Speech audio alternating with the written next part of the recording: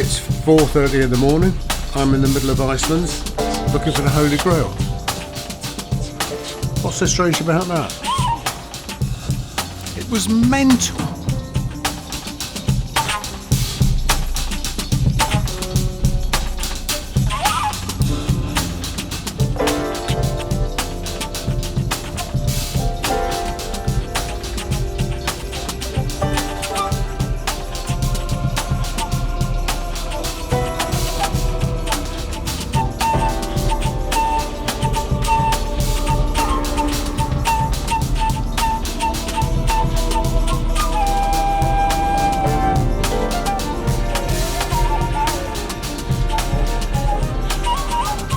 So how did it all come about? Well, here's the prologue. A few years before, I'd met Sophia, an astonishing psychic, and so began a 12-year learning process. One day I asked Sophia, what was the background to the Mona Lisa? It is this place of Iceland. And there is an Italian scholar who is searching for documents he believes are buried there. And he's correct, there are documents buried there. The Gospel of Mary Magdalene, teachings of eternal life, reincarnation. So all was not destroyed at the Council of Nicaea. Believe it or not, there aren't really many Italians looking for the Holy Grail in Iceland, and it didn't take me long to find Giancarlo Gianazza. In 2002, he had got obsessed with Botticelli's Primavera and felt that the raised hands of the dancing figures were arranged in a code corresponding to the position of the planets on a certain date, March the 14th, 1319, and another Botticelli, which showed a young boy holding a globe which he took to be Iceland. Now this led him to Dante's Divine Comedy, in which he also thought, due to certain rhymes and the way it was numbered, alluded to Iceland. The Divine Comedy begins with Dante walking up a hill and ends with him having a divine experience in the centre of a circle around which all the planets revolve. The Divine Comedy had inspired artists for centuries. It's a sort of spiritual quest led by Dante's teacher Virgil and centred around his love for Beatrice Portinari. Now she was a young girl who Dante said he had met only twice, in 1275 and 1283. Now it turned out that those dates were Venus transits, and now that's when Venus crosses the Sun, which it does twice, 8 years apart, then not for another 100 years. Venus is a very powerful planet to the great psychics, as its gravitational pull releases spiritual, loving, female energy as it flies past the Earth. Now remember, in those days, any woman with psychic ability would have been demonised as a witch and tortured, then killed, often by burning. So I began to think maybe Dante was telling us in code that Beatrice was no ordinary woman, that she had been a psychic on the Mary Magdalene level. Then he met Icelandic architect, historian and sage Thorarinsson, who became intrigued by Giancarlo's ideas. So in 2002 they set off to central Iceland and discovered a small stone-like throne on the opposite side of the Jokkafjord River. And so began Giancarlo's quest, which over time attracted a whole team of enthusiastic supporters. Da Vinci seems central to it all, especially as the M in his Last Supper seemed to correspond with the M in the river. Giancarlo had noticed something else, that a breast-shaped hill nearby the stone throne looked just like the hill underneath the wing of Da Vinci's Annunciation. He was looking not for the mythical Holy Grail, which is what everyone talked about, but for documents that he believed would show the truth of Christianity, and he just wanted to sit down and read them. Having researched it all for a few months, I began to wonder if Giancarlo wasn't the reincarnation of Dante, that only Dante could decode his own book. But whatever the truth of that, I felt that I really needed to talk to Giancarlo myself. Just sent him an email and said I was interested in his quest, and he invited me over to Italy. He said, we'll come and talk about it. So I went over there, and him and his wife and I were having a pizza, And I thought, look, I better just tell him, because I mean, I can't just go around like this. So I said to him, look, Giancarlo, the thing was that I was actually, I was sent by a psychic to help you. And he looked, I mean, he kind of looked pretty shocked. And he said, well, I need all the help I can get. So why don't you come out and see what you can do?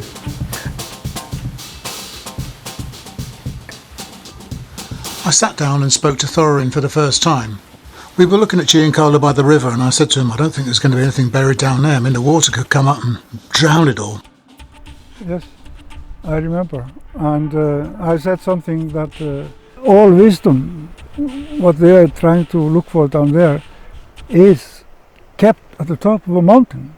I said something like that. An old Buddhist master sort of thing. So I said, well, let's walk up the mountain then. Yeah. And we did. Thorarinn explained to me that the hill was the top of a volcano, which was active 10,000 years ago. Dante seems to have written into his poem is an exact description and size and measures of this whole site, up to the waterfall here upriver, and how the gorge flows in a sort of S-shape form, and where there are places along the gorge where the sun never shines on the river, and the flow of the river flows to north on one side and to the south on the other side, where Dante crossed the river and walked up until he came to the river again. So the river was flowing in opposite directions within a walking distance. Dante talks about a breast in Italian, mamella, if I remember correctly. And it all of a sudden took on a great meaning. And our search down at the gorge came to a stop, as we were not finding anything there. And that fitted with my idea that that was an impossible place. This would be better. In 2013, we came walking up this hill, mostly quietly, but then talking in between. Well, I don't know if it's a mountain, but it certainly felt very, very significant as we were doing it. I remember it. And I remember sort of thinking, what is going on here? And the other extraordinary thing is that when you look at, you know, there's a row of mountains all around us, and it does actually feel, even at this point, like a throne of God. Because even though those mountains are actually different distances, it feels like a huge amphitheatre, you know. Sort of glaciers, yeah, and mountains, and the river flowing down in the middle, just as it says in the poem. Should we go to the top of the mountain? Yeah, let's do. Let's go.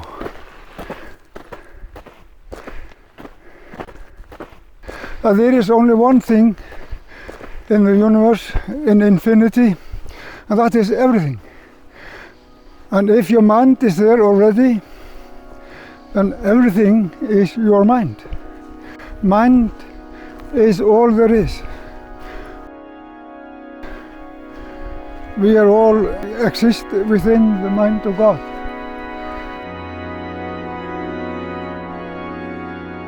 And when I finally stood on the grassy summit, we were still talking. Then I turned to look south. And suddenly I had a flash of inspiration. I realised that what I was looking at was the background to the Mona Lisa. And then I heard words. All female wisdom and power is held within the breast of the earth. This is the throne of Beatrice. Over the following year, Giancarlo decided that the hill may be the right place to continue his search, and I began to wonder if Da Vinci's Bacchus was a message to Giancarlo to look up from the river and down into the earth.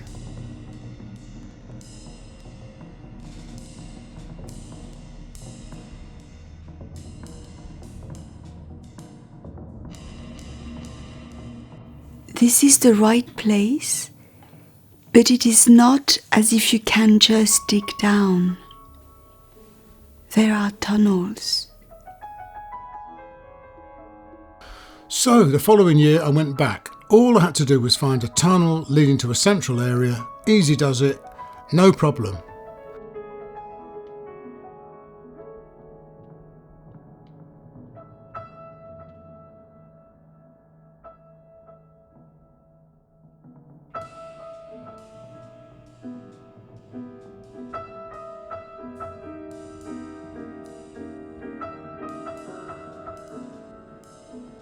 For the next 4 years I searched for a tunnel. I even invented my own machine to find it. The machine worked fine, there was only one problem. 6 years after my quest had begun, I could find no tunnels, no caves, no documents, nothing at all. It was now 2018. A lot of people were very sceptical about what I was up to. Some of Giancarlo's team didn't think much of me, nor did my friends, family and a lot of musical colleagues too, who thought I'd gone totally bonkers. I guess they had a point. Then, for various reasons, I found myself alone with the hill for a few hours. I was pissed off, really pissed off. I was pacing around, swearing, shouting, kicking the earth.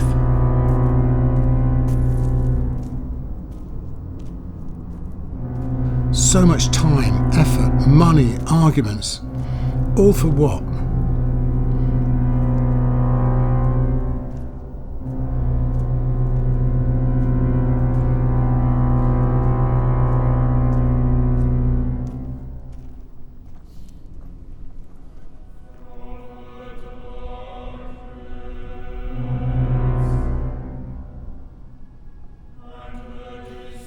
Then I just decided to sit there and be quiet and just to ask the hill, what is this really all about?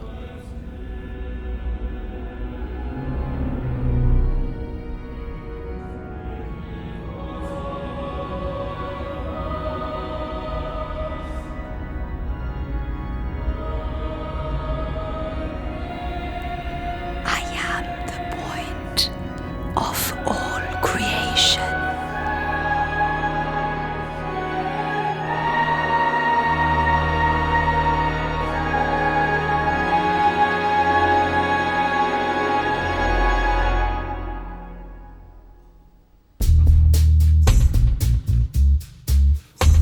I am the point of all creation. I mean, what did it mean? But whatever it meant, I felt a great weight lift off me. And I also realised that maybe the tunnels that Sophia had been talking about were lava tunnels 2 miles deep. I certainly wasn't going to find them with a corkscrew. But what was so special about the Iceland volcano? A few weeks later, I was in Edinburgh to do a show with crazy Russian artist Maria Rudd, who had developed a show, Animotion, where she painted live, responding to the music. Maria is a complete one-off, a human volcano. I think God was planning on making a few Marias, then he thought, maybe one will be quite enough. I say that with great affection, by the way. I discussed my Iceland quest with her husband Ewan many times, but what I'd quite forgotten is that he had studied geology at Oxford University. This particular map here is showing the North Atlantic. This line here shows the line of the Mid-Atlantic Ridge. That carries on down, separating Africa and South America. Where Iceland occurs is at the intersection of the Mid-Atlantic Ridge and the pre-existing Caledonian Suture, a huge fault line which is from the same era as some of the big fault lines in the UK, the Highland Boundary Fault, and so on and so forth. If we zoom into Iceland, here, this little red arrow marks your mountain. And that spot is exactly at the point at which the Mid-Atlantic Ridge intersects with the Caledonian Suture. The Mid-Atlantic Ridge has been shifted slightly along the line of the suture before re-establishing.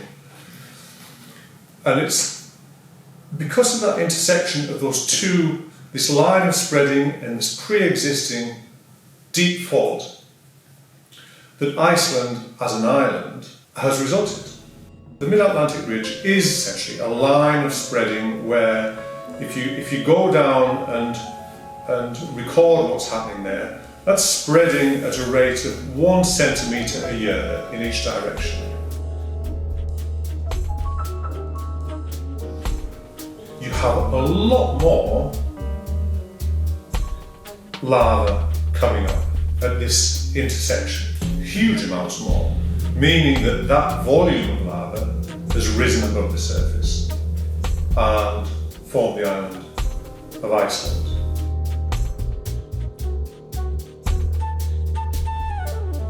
After speaking with Ewan, I realised the significance of Giancarlo's Hill. Then in 2023, I learnt that beneath Iceland, 2 massive water currents collide, the salty Gulf Stream and the fresh Arctic waters.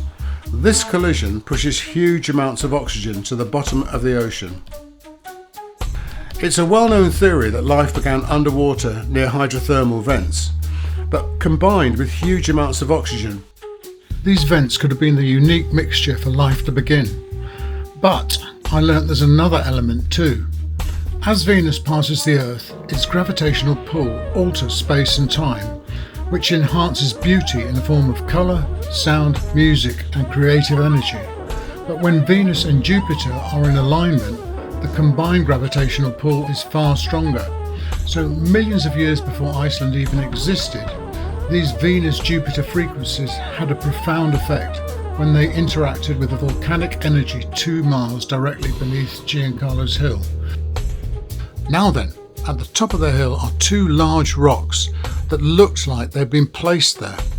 It took me many years to realise that they represent this Venus-Jupiter alignment placed there by the Knights Templar in 1217 in order to create a Venus-Jupiter Mother Earth sacred pyramid representing the throne of creation. Now, was Leonardo alluding to this point of creation in his painting of the Virgin with Saint Anne? St Anne could be Mother Earth, as she has the same dress colour as the mountains, giving birth to Mary, who is giving birth to Christ the Lamb. The mountains in the distance certainly look very similar to the mountain range to the southeast of Giancarlo's Hill.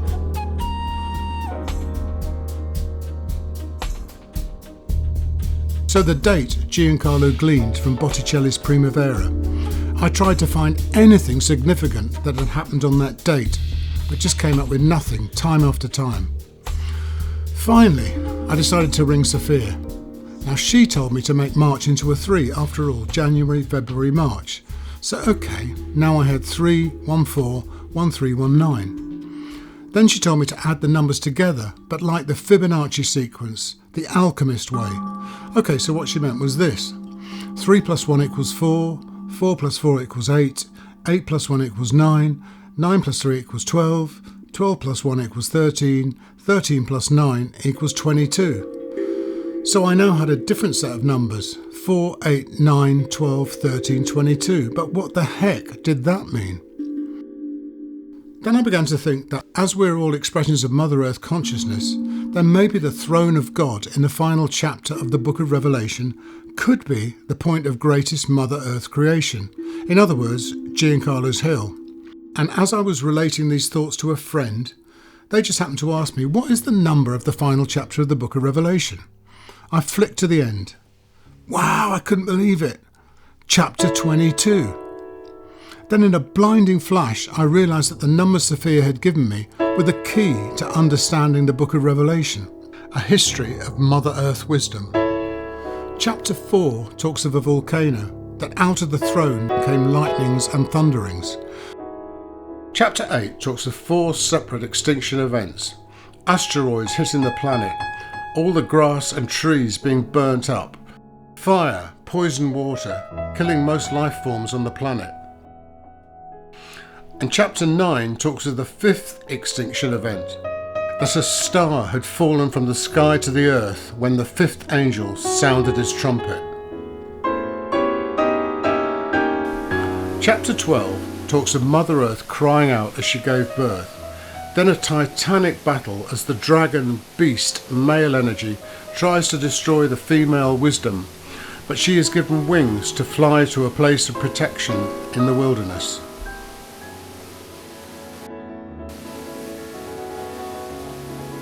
Chapter 13 tries to warn us of how the beast energy will try to destroy and control us with the mark of the beast microchipping digital ID into the body. Then chapter 22, the final chapter in the book of Revelation, and its message of hope, that one day soon, coming down from heaven, will be a new understanding, a new Jerusalem, a city of angels that will facilitate a coming together for all humanity.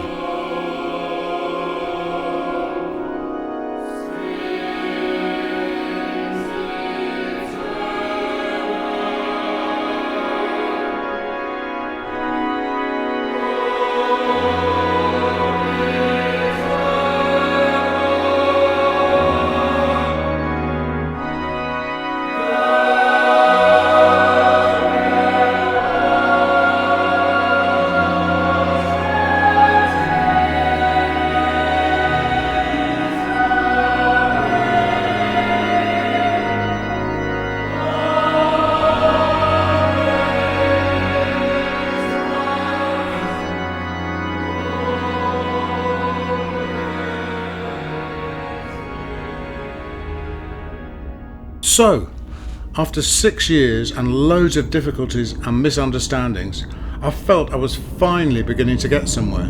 That this quest was not really about documents, more about understanding Mother Earth's creative energy with strong links to the Book of Revelation. I got obsessed with looking at Da Vinci's first painting of Lisa, and then it struck me that the two pillars look like the two pillars of Solomon's temple. But behind her is not a building, it looks like the centre of Iceland. Now it's worth remembering that Iceland was originally called Isisland, the land of the goddess. So finding Solomon's real third temple may be the reason the Knights Templar went there on their mysterious visit in 1217.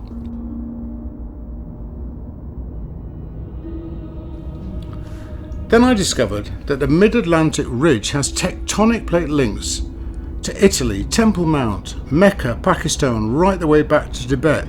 So there seemed to be a Mother Earth tectonic link between all the great religions.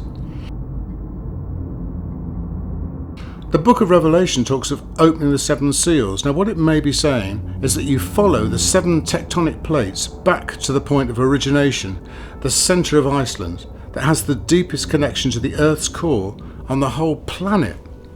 I guess you could say the crown chakra of Mother Earth.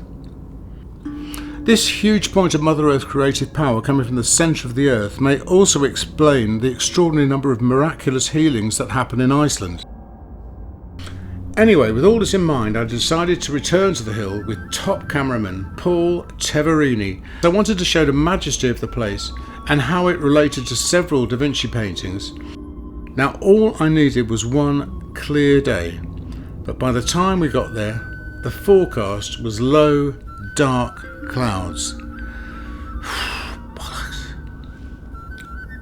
On my first day, I bumped into Icelandic spiritual teacher Umar, who took me to a waterfall near her house, insisting that this was one of the most spiritual places in the whole of Iceland.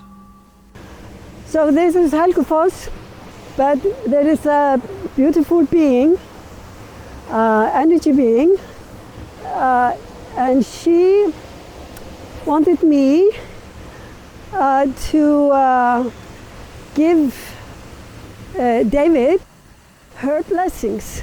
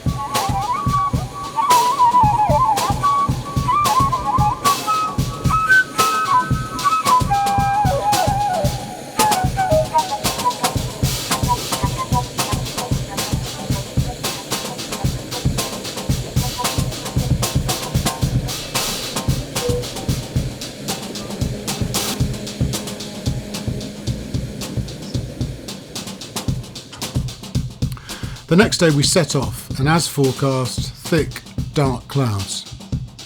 We came to the place where the first Icelandic Parliament was held at Thingvellir, and you can see the two cliffs, which are the Mid-Atlantic Ridge, Europe on the right, America on the left. I was looking at the clouds and couldn't really hide my disappointment. But after 3 hours driving, something astonishing began to happen. The clouds began dissipating. The weather was looking more and more perfect. I couldn't believe what I was seeing, and I began to wonder if Umar's blessing was working, that the beautiful being had wanted me to be there and was now giving me the perfect day.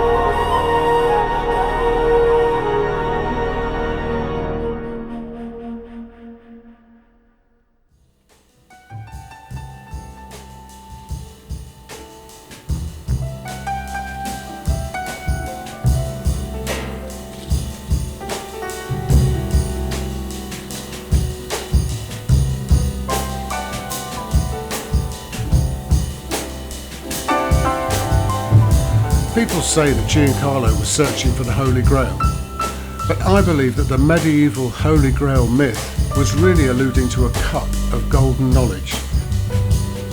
The knowledge of reincarnation and our soul's quest for experience and enlightenment over many lives. I still believe that there are ancient documents buried in the hill, but finding them could just lead to division and unhappiness, or like the fragments of the Gospel of Mary Magdalene that were found in the 19th century, misunderstood and just ignored.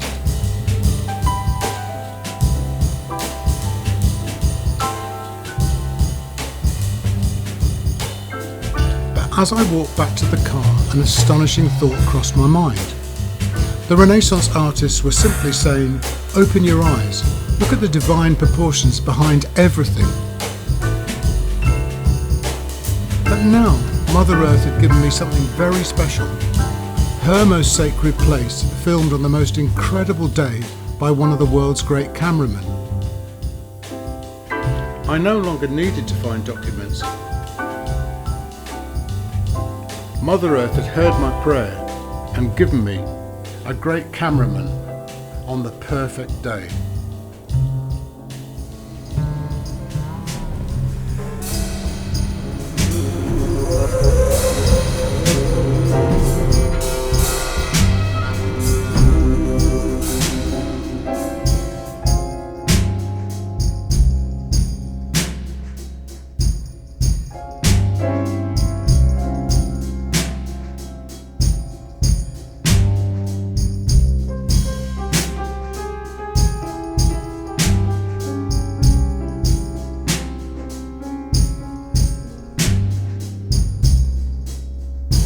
Lose your connection to the power of love that created you.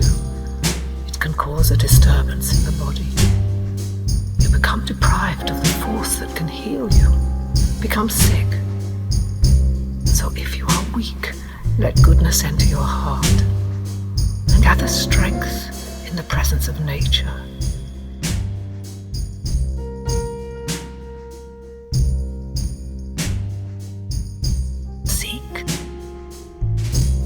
And you shall find,